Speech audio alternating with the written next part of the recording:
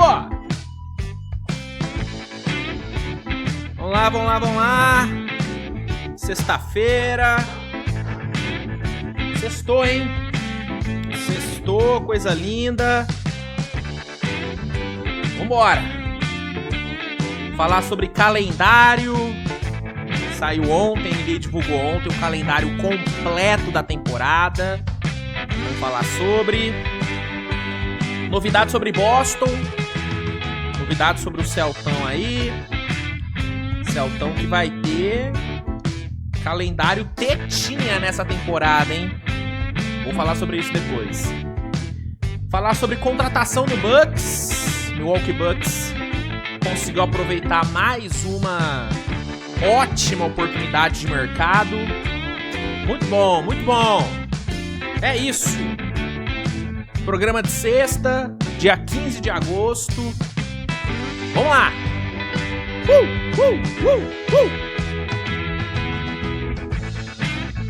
Seguimos, né? Seguimos por aqui. Ainda não fomos contratados pela Globo, né? Globo que tá fazendo limpa na galera. Impressionante, né? Jorge Igor, Formiga, Mari. A Globo não tá brincando. Daqui a pouco vai contratar o Switch também, já pensou? Se fizer aquela ligação, pai atende, ó. Ó, o telefone tá aqui, ó. Só ligar. Pode mandar um zap. Precisando, tamo aí. E vambora. Vai.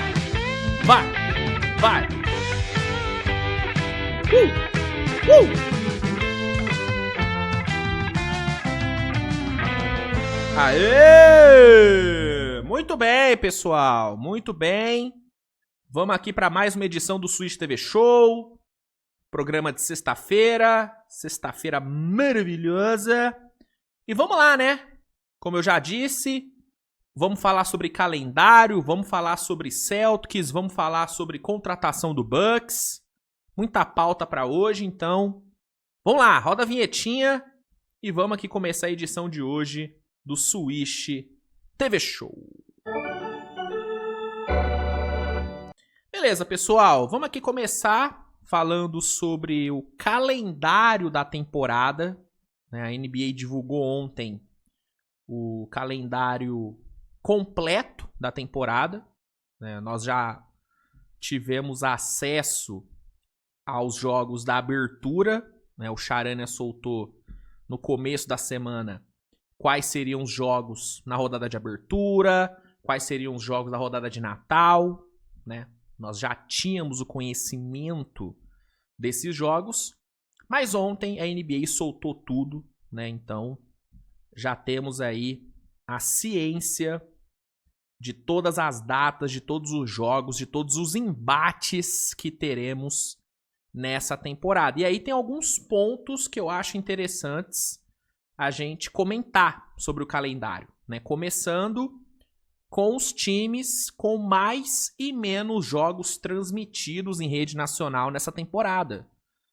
Temos aí algumas novidades. A principal delas é o Thunder, o gigantesco Tandão, atual campeão, tendo o mesmo número de jogos transmitidos em rede nacional que Knicks, Warriors e Lakers. Rapaz. Thunder, que está localizado em um dos menores mercados dos Estados Unidos, vai ter o mesmo número de jogos transmitidos que Lakers, Warriors e Knicks. 3 times que estão em 3 mercados gigantescos. Lakers e Knicks nos 2 maiores.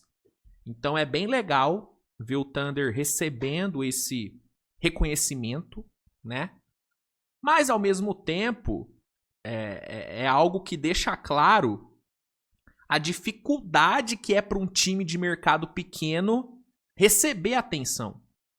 Para o Thunder ter o mesmo número de jogos transmitidos que Knicks, Warriors e Lakers, o Thunder teve que ser campeão.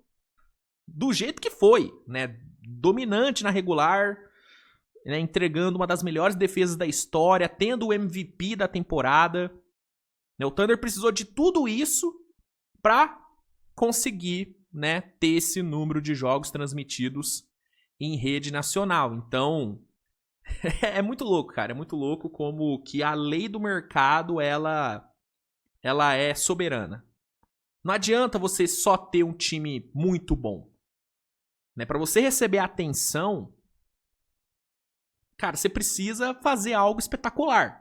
Se você for um time de mercado menor. Se você for um time de mercado grande, não importa necessariamente a sua fase, não importa necessariamente o seu sucesso. Você vai ter atenção.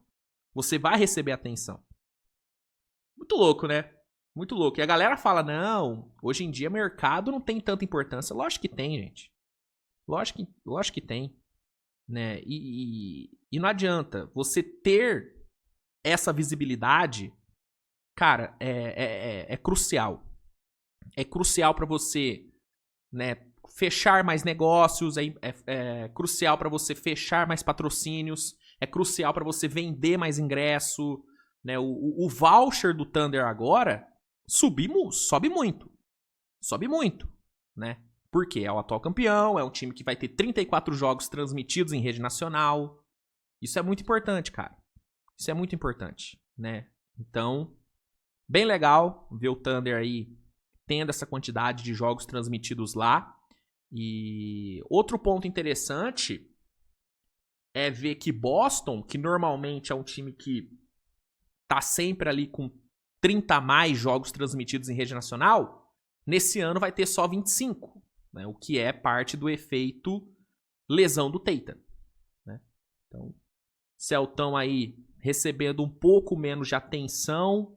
A gente vê aqui, ó, Bucks, só 18 jogos transmitidos em rede nacional, o que é muito louco, pensando que eles têm um dos jogadores mais legais de se assistir, que é o Giannis, mas só vai ter 18 jogos aí em rede nacional. Sixers só 14, Phoenix Suns só 9, né? E aí você tem Miami, cara, o Miami Heat só vai ter 5 jogos em rede nacional, cara. Né? Miami Heat que tá no mercado absurdo, mas é aquilo. O mercado é importante, muito importante. O mercado te garante visibilidade? Sim. Mas se você não tiver um time minimamente interessante, não adianta. Né? O Heat é isso. O Heat tá no mercado excepcional e só vai ter 5 jogos transmitidos em rede nacional. Né? Aí você tem Charlotte com 3, Charlotte tendo mais jogos em rede nacional que Raptors e Pelicans, né? Interessante ver isso. Nets com 2, Jazz com 2 e Wizards com 2 também. Então essa aqui é a lista dos times com mais jogos que vão ser transmitidos em TV nacional lá nos Estados Unidos. Houston com 28, Minnesota com 28, Denver com 26, né? Tendo aí muitos jogos. Houston, obviamente, muito pelo efeito Kevin Durant e também porque é um mercado relevante. San Antonio com 22 jogos em rede nacional. Muito bom ver San Antonio recebendo esse interesse também, atraindo esse interesse das emissoras. Enfim, achei interessante trazer esses dados aqui, especialmente para mostrar, né, que o gigante finalmente está sendo reconhecido. Né? E será visto.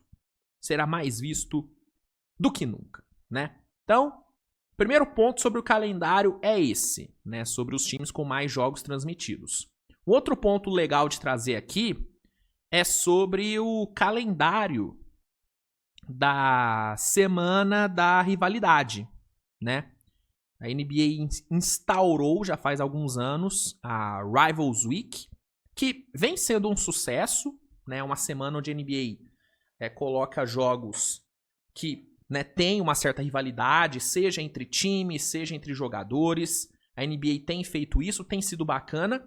E aí, com o calendário divulgado, a gente tem já os jogos definidos da Rivals Week. E teremos alguns embates bem legais, né? Tá aqui, ó. Teremos aqui, no dia 20 de janeiro, Spurs e Houston, clássico do Texas. Vai ser muito legal, né? Kevin Durant contra o Wembanyama, vai ser um jogo muito maneiro. Lakers e Denver, né? 2 times que vêm rivalizando bastante nos últimos anos, com Denver tendo aí uma certa vantagem, né? E é Jokic contra Luka, que é sempre muito maneiro de se ver. Então, Dia 20 de janeiro teremos esses 2 jogos muito bons. No dia 21, perdão, vamos seguir a ordem, né? Teremos Cavs e Hornets, que sinceramente eu não entendo o porquê que é considerado uma rivalidade. Talvez por ser Lonzo contra Lamelo, talvez, mas ainda assim eu acho que é um roteiro meio fraco para colocar esse jogo na Rivals Week. Para mim não faz muito sentido, mas vai ter. E teremos Thunder contra Bucks, né? Os 2 times que fizeram a última final da Copa da NBA, onde o Bucks foi campeão, vão se enfrentar.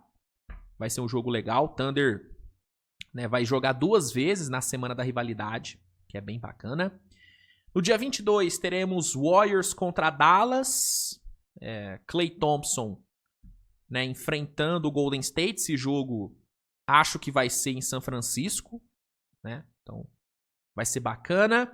Lakers contra Clippers, clássico de Los Angeles. Não tem jeito. Tomara que os 2 times cheguem saudáveis para esse jogo, porque vai ser muito foda ver Kawhi contra LeBron, né? Talvez uma das últimas vezes que a gente vai ver esse embate, visto que o LeBron pode estar caminhando para sua aposentadoria em breve. No dia 23, Houston contra Detroit, duelo dos irmãos Thompson, muito legal também. Se o Jalen Green tivesse em Houston, seria o roteiro, né, da pick 1 contra a pick 2, né, Jalen Green contra Cade Cunningham.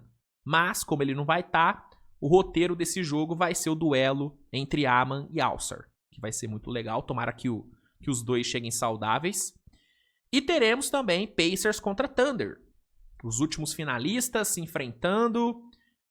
Uma pena, né, que Indiana vai estar sem Haliburton.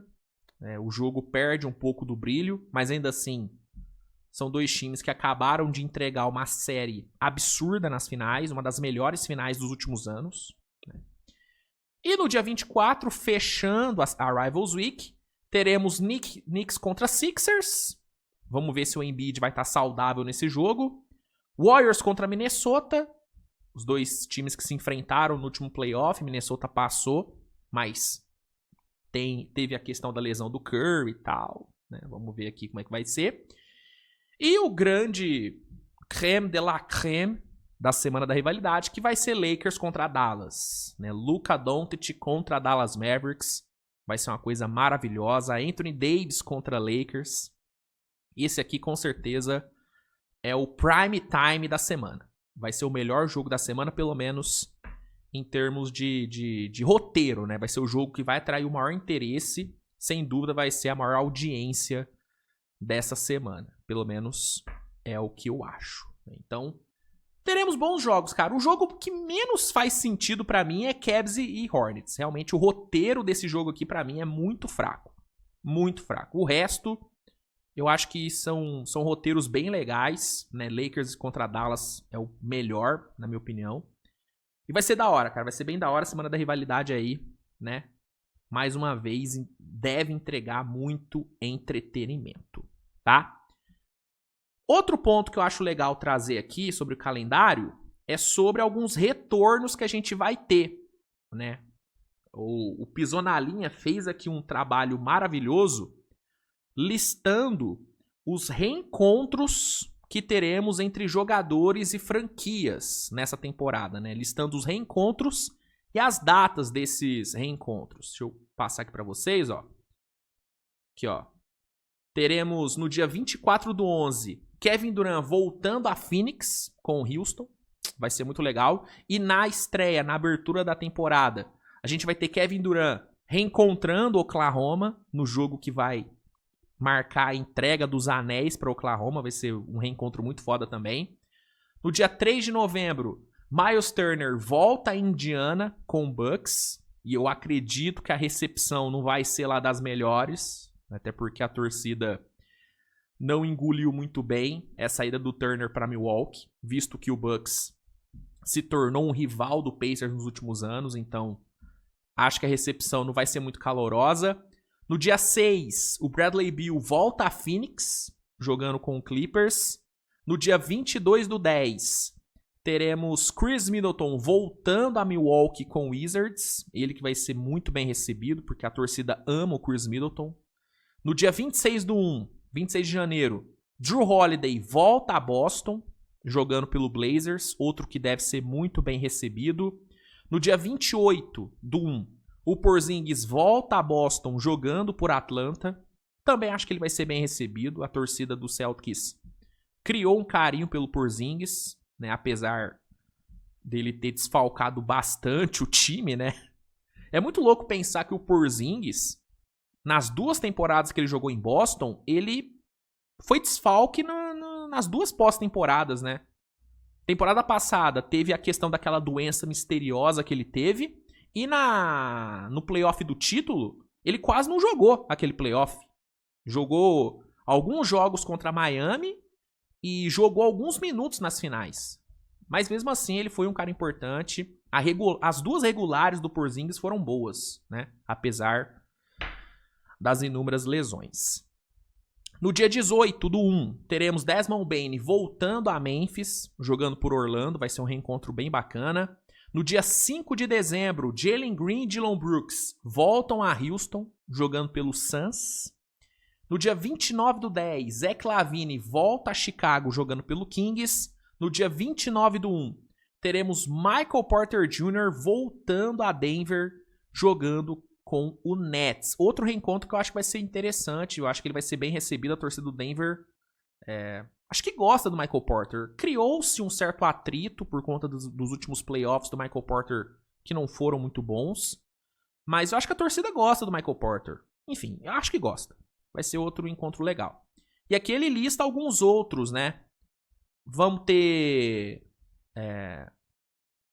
Aqui, ó. Cadê? Aqui, ó. Vamos ter John Collins voltando a Utah no dia 22/10. Foda-se, né? Todo respeito. Norman Powell voltando para Los Angeles com o Heat no dia 3/11. DeAndre Ayton voltando a Portland com o Lakers no dia 3. Cam Whitmore voltando a Houston no dia 12 com o Wizards. Ty Jerome voltando a Cleveland no dia 15/11 jogando pelo Grizzlies. Duncan Robinson voltando a Miami com o Pistons no dia 29. Esse aqui é um reencontro legal. Né, o Kevin Looney voltando a São Francisco com o Pelicans. Acho que teremos vídeo de homenagem aqui.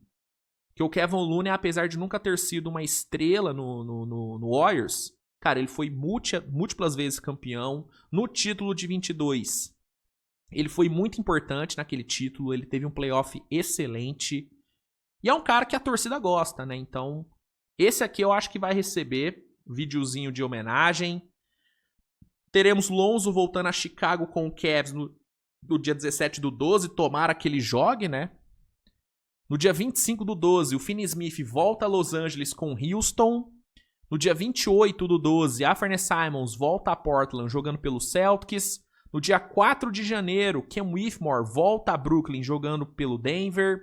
No dia 9 de janeiro, Jordan Poole volta ao Wizards jogando pelo Pelicans. No dia 19, Andrew Wiggins volta ao Golden State jogando pelo Heat. Será que ele vai jogar mesmo pelo Heat? Será que nesse jogo o Andrew Wiggins já não vai estar de volta ao Golden State? Porque tem esse papo, né? Do Wiggins voltar numa troca pelo Kuminga. Será que não vai rolar? Vamos ver. No dia 29/1, Capelinha retorna a Atlanta jogando por Houston. No dia 9/2, Nico Alexander-Walker volta a Minnesota jogando por Atlanta. Ele que teve ótimos anos em Minnesota. Acho que ele vai ser bem recebido. No dia 9/2, Cole Anthony volta a Orlando jogando pelo Bucks. No dia 6 de março, Chris Paul volta a San Antonio com o Clippers. No dia 8 de março, CJ McCollum volta a New Orleans com o Wizards. No dia 11 de março, um dia depois do meu aniversário, inclusive, Brandon Ingram volta a New Orleans com o Raptors. No dia 29 de março, Brook Lopes volta a Milwaukee com o Clippers. Deve ser muito bem recebido por Milwaukee. E no dia 2/4, Mark Williams volta a Charlotte com o Phoenix Suns, né? Então, esses serão alguns reencontros interessantes que a gente vai ter. Então, anota aí na sua agenda. O principal, né, desses aqui, acho que vai ser Miles Turner voltando para Indiana. Esse aqui é o que não dá para perder. Vai ser um clima hostil. Vai ser foda. Vai ser bem foda. E aqui são só reencontros de jogadores que mudaram de time, né? Porque muitos podem falar, pô, Luiz, e cadê os a data dos reencontros do Luka com Dallas. Não vai ter? Vai ter. Vou passar aqui pra vocês agora. Pera aí, ó.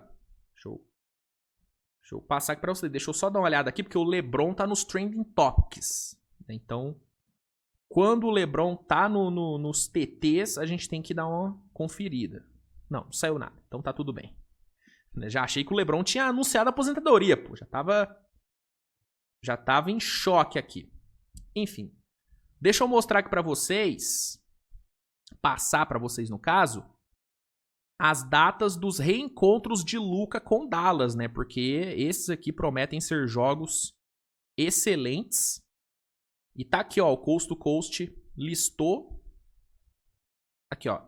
Luka vai jogar contra Dallas 4 vezes na temporada. A primeira vai ser no dia 28 de novembro, em Los Angeles, tá? Em Los Angeles. No dia 24 de janeiro vai ser em Dallas. Esse aqui vai ser maravilhoso.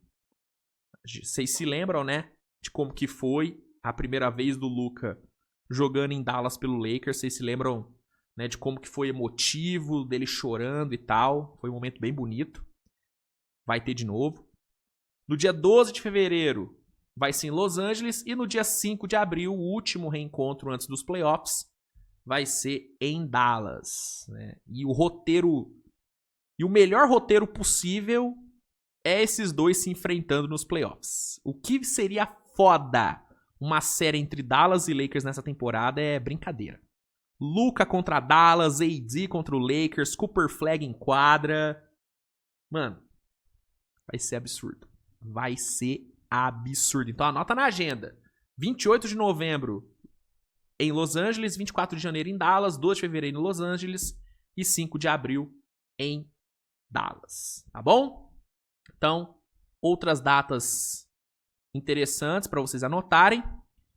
E para a gente encerrar aqui o nosso, né, essa nossa passada pelo calendário, vamos comentar sobre os calendários mais fáceis e o calendário mais fácil e o calendário mais difícil, né? Ah, Luiz, mas como assim? Os times não jogam um contra o outro? Sim, mas, né, existem times que terão menos back-to-backs do que os outros, né? Vão ter times que vão enfrentar menos times vindos de back-to-back do que os outros. E aí isso acaba tornando o calendário de um mais difícil ou mais fácil do que o outro, né? Então, todo mundo joga contra todo mundo, mas a randomização dos jogos e a forma como os adversários chegarão para os jogos em termos de cansaço, isso muda a dificuldade de cada calendário. E aí, nesse ponto, o dono do calendário mais fácil dessa temporada, segundo a especialistas, segundo a ESPN, é o Boston Celtics, né? Segundo a ESPN, o Celtics é dono do calendário mais acessível da temporada.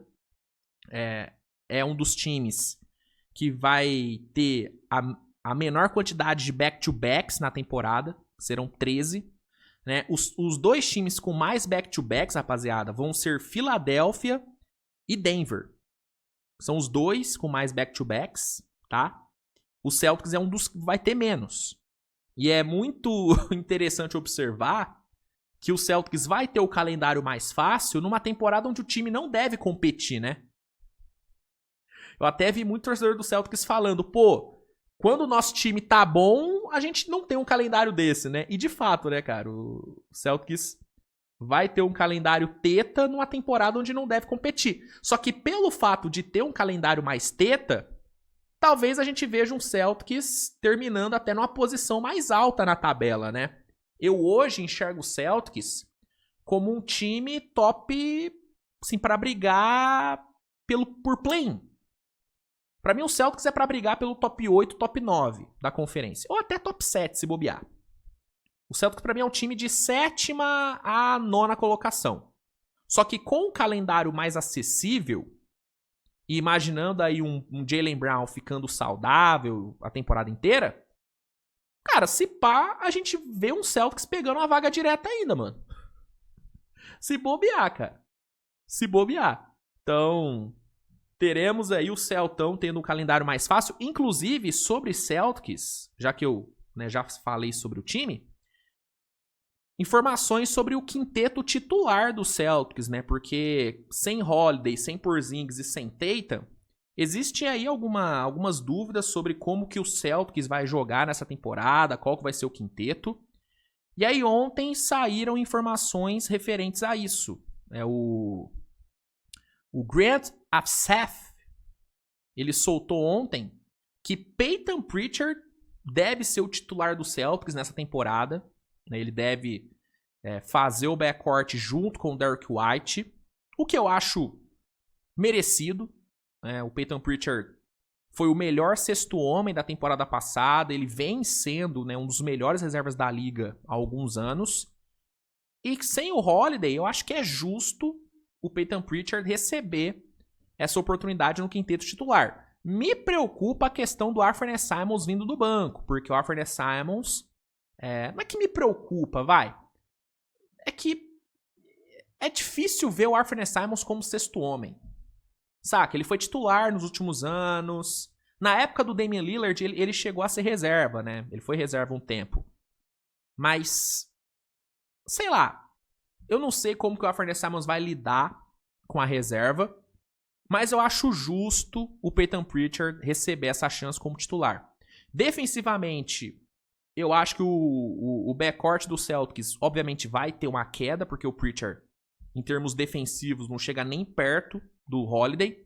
Mas ofensivamente é um backcourt que pode ser mais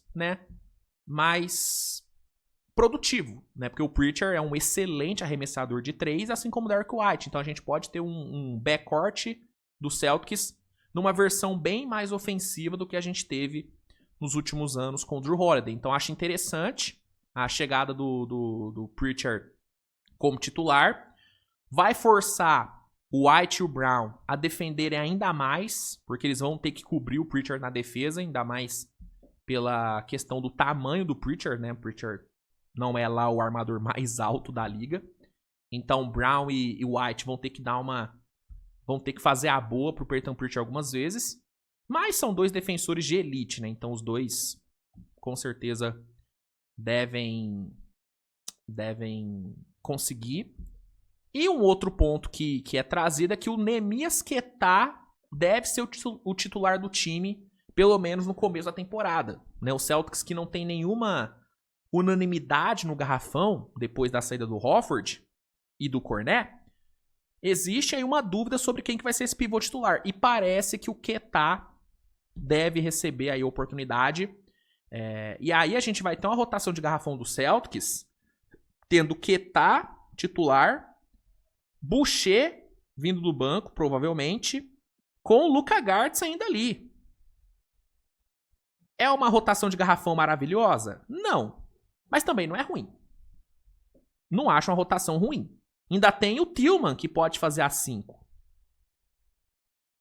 Então, a gente pode ver um garrafão do Celtics sendo bem interessante. E são jogadores com características diferentes, né? O Queta é aquele pivôzão mais maçudo, pivôzão de pick and roll, pivôzão de proteção de aro. O Boucher é um cara mais móvel, que espaça a quadra, né?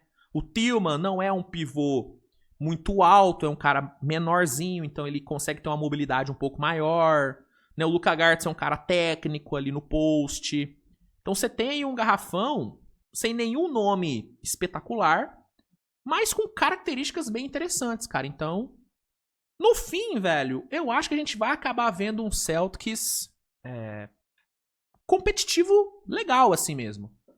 Né? Um Celtics que pode, cara, passar até de uma primeira rodada se bobear. Não é loucura.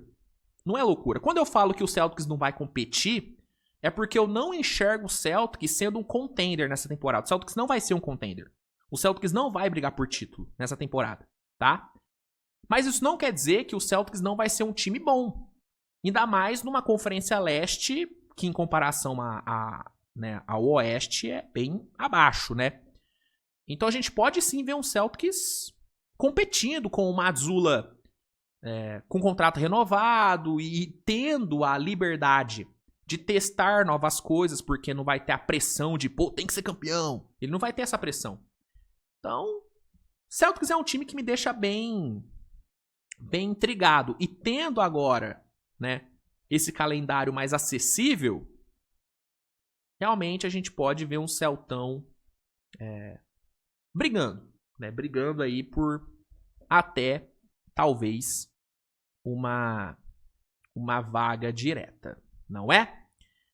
E se tem o calendário fácil, também tem o calendário mais difícil, né? E aí, segundo os especialistas, o calendário mais difícil dessa temporada vai ser o do Denver, né? O Coast to Coast até traz aqui, né? A temporada nem começou e na chuva de pica chamada NBA, o Denver Nuggets ficou sem guarda-chuva, né? E de fato, o Denver se fudeu no calendário, porque além de ser um dos times com mais back-to-backs na temporada, juntamente do Philadelphia, vão ser 16 back-to-backs, o Denver também vai ser o time que terá menos jogos com times vindos de back-to-back, né? Ou seja, o Denver vai enfrentar os times mais descansados, né? Serão só 12 jogos contra times vindos de back-to-back. Então, isso no Oeste, né? Ele até deixa claro, no Oeste selvagem. Então, mano, o Denvão se ferrou,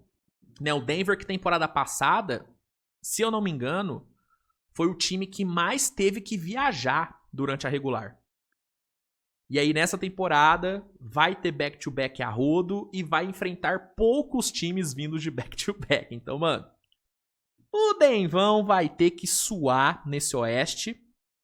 E é por isso que eu acho... É mais um motivo pra eu achar que o Denver não vai terminar como seed 1. Eu hoje enxergo o Denver como um provável seed 3 no Oeste. O meu top 3 do Oeste hoje seria Thunder, Houston e Denver. Pra mim são os três... Pra mim o top 3 deve ser esse. E o fato do Denver ter esse calendário mais difícil me reforça ainda mais esse meu pensamento de que Denver não vai ser seed 1. Porque nesse Oeste, mano, você tem que... Mano, se você não for basicamente perfeito na regular, você não vai ser seed 1. Você não vai ser seed 1, né? O Thunder, temporada passada, mano, ele patrolou na regular. Patrolou. E mesmo assim, não foi tão teta assim ser seed 1, né? Não foi tão teta. Então, eu acho que o Denver, por ter esse calendário complexo... acho que não pega seed 1. Mas não que precise também, né? Não é que o Denver, se não for seed 1, não vai ser campeão. Não. Claro, numa eventual série contra Oklahoma ou contra Houston, seria legal você ter o mando? Seria legal. Mas o Denver é um time tão bom e tão, né, competitivo e tem o melhor jogador do mundo. Então, tipo assim, o Denver tem ferramentas suficientes para superar a falta de mando de quadra contra qualquer um desses dois times. Ou contra qualquer outro time. Assim, pra mim, o time que mais pode ameaçar o back-to-back do Thunder é o Denver. É o Denver. Nenhum time, falando como torcedor agora, tá? Nenhum time me assusta tanto nessa próxima temporada como o Denver. Nenhum time. Nenhum time. É uma série que, dependendo de como for o desenrolar da regular, eu não vou colocar o Thunder como favorito. Eu vou colocar Denver. Vou colocar Denver. Lembrando que Denver levou esse mesmo Oklahoma a 7 jogos temporada passada. Com um time totalmente esfacelado, cansado, sem profundidade. Levou a 7 jogos. Imagina agora tendo mais profundidade de elenco. A questão é que vai chegar cansado no playoff também. Se o Denver quiser buscar essa seed 1, vai chegar morto no playoff. Porque o calendário vai ser difícil. Agora, se o Denver fizer ali uma gestão de minutos, se der uma preservada ali em Murray e Jokic, até porque vai ter rotação para fazer isso, aí eu acho que Denver entra no playoff sendo um candidato seríssimo a título, mano. Candidato seríssimo. Repito, é o que mais me assusta como torcedor do Thunder. É de longe o que mais me assusta. e vai ter esse calendário aí difícil para lidar, né? Então, sobre calendário, é isso, tá bom? É isso que eu tenho para falar sobre calendário. E aí, pra gente encerrar a edição de hoje, porque é sexta-feira, né? E sexta-feira é dia de dar uma descansadinha. Falar sobre a nova contratação do Bucks, né? O Bucks que vem fazendo bons movimentos, ao meu ver. Trouxe Miles Turner, trouxe Gary Harris, trouxe Cole Anthony. O Bucks agora aproveita mais uma oportunidade de mercado e traz Amir Coffey. Amir Coffey, ex-Clippers, né? Tava no mercado, tava dando bobeira. E o Bucks vai lá e pega ele, mano. Um jogador que eu gosto, um cara que tem um bom tamanho posicional, um cara que tem um bom arremesso, um cara que tem uma boa defesa. É um jogador competitivo. É um jogador bem competitivo, é um cara bom pra você ter num playoff. E vai ser aí mais uma opção nesse time do Bucks que, cara, na minha opinião, é time pra brigar, tá? Pra mim, o Bucks é time pra brigar firme nesse leste. É pra ser campeão? Não. É pra pegar mando de quadra? Talvez pegue mando de quadra. Então, talvez não seja um time, não é o principal nome do leste. Não é. Mas é um time que eu acho que pode incomodar legal. Se todo mundo ficar saudável e se o Doc Rivers, né, ou for demitido ou ele conseguir fazer algum trabalho decente, é um Bucks que pode sonhar com uma semi de conferência, talvez até uma final de conferência, por que não? Eu tô alto com esse time do Bucks, cara. Eu realmente tô bem alto com esse time, eu gosto demais de quem chegou por lá. Diferente da maioria, eu não acho que foi burrice esticar o contrato do Lillard. Eu entendo que no longo prazo é algo que pode ser danoso pro time, porque é muito dinheiro preso por muitos anos. Mas, mano, eles trouxeram o Miles Turner, que era um dos melhores free agents disponíveis. É um cara que, junto do Giannis, pode montar uma das melhores defesas de garrafão da liga. Talvez até a melhor, se bobear, porque são dois monstros protegendo o garrafão. E são dois caras móveis também no ataque. Então, é uma dupla que nos dois lados da quadra pode ser muito boa. A gente já viu como que o Giannis consegue ter sucesso jogando com o pivô espaçador, né? Ele teve muito sucesso jogando ao lado do Brook Lopes. E o Miles Turner, pra mim, é uma versão melhorada do Brook Lopes. Então, eu gosto bastante da dupla. E é um time que vai ter bons role players. Amir Coffey é um ótimo role player, gosto muito dele. Cole Anthony, Gary Harris, você tem Bob Portis, você tem Gary Trent. São bons role players, cara. São muito bons role players, né? Eu gosto, realmente eu gosto desse time do Bucks. E é o que eu sempre falo. O que me deixa com o pé atrás com o Bucks é o Doc Rivers. O Doc Rivers é o que leva o Bucks pra baixo, ao meu ver. Mas se ele fizer um trabalho minimamente decente, ou se o Bucks decidir demitir o Doc Rivers, que é o que eu faria, o Bucks pode sonhar, cara. Pode sonhar com um final de conferência. Eu acho. Isso imaginando um cenário extremamente otimista, né? Mas eu gosto, cara. Eu gosto bastante desse time do Bucks. E a chegada do Amir Coffey, ela é muito positiva, ao meu ver. Ela é bem positiva, tá? Então, Amir Coffey no Bucks. Nova contratação, boa contratação. E é com isso que eu encerro a edição de hoje. Né? A edição de sexta tá entregue.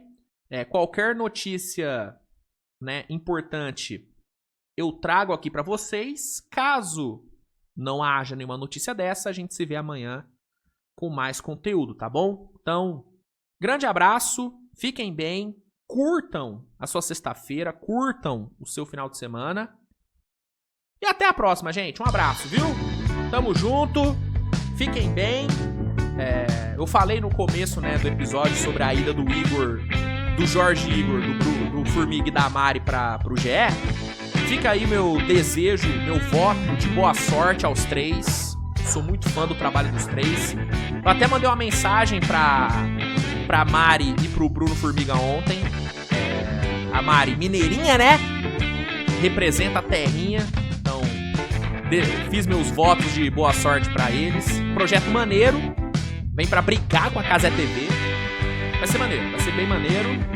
E reforço, se precisar de alguém pra falar do Basca, tá aqui o contato. É só mandar mensagem, só mandar o e-mail que a gente conversa. O pai é barato, não tá caro. Não tá caro contratar o pai. Tá aí. É isso, gente. Obrigado, fiquem bem. E até a próxima, rapaziada. Tchau.